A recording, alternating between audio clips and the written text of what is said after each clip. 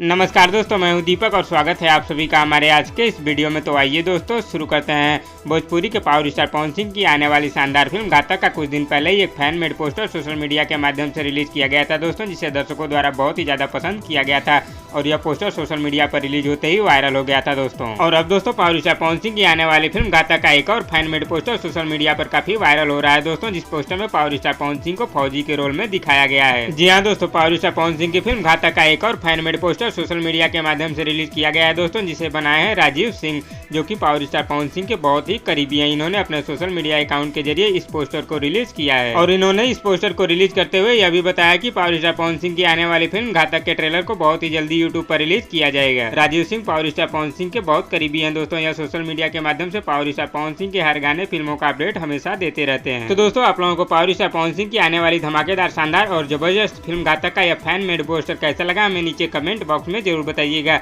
और वीडियो पसंद आए तो लाइक करिए और इसी तरह की चटपटी खबरों की डेली अपडेट के लिए हमारे यूट्यूब चैनल को भी सब्सक्राइब कर लीजिए। धन्यवाद दोस्तों।